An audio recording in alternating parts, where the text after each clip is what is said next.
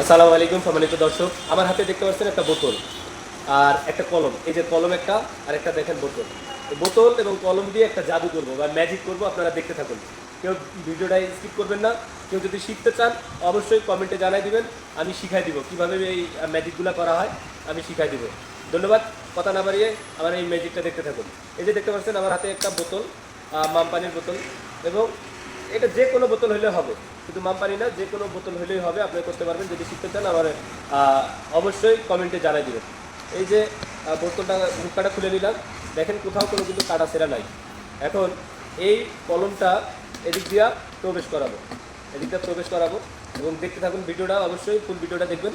মুখটা লাগাই দিলাম, লাগাই দেওয়ার পরে আমি এটাকে ম্যাজিক করবো এবং জাদু করবো, কলমটা এর ভিতরে প্রবেশ করবো।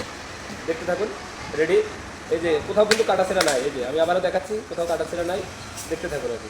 রেডি, 1 2 3, চলে গেছে। এই যে কলমটার ভিতরে, অবশ্যই দেখতে পাচ্ছেন কলমটার ভিতরে, আমি দেখাচ্ছি কোথাও ছেঁড়া ফাটা নাই। এই যে দেখুন, এই যে কোথাও কাটাছেড়া নাই। তো অবশ্যই ভিডিওটা শেয়ার করে দিয়ে সবাইকে দেখার সুযোগ করে দিন এবং বিনোদন নিন।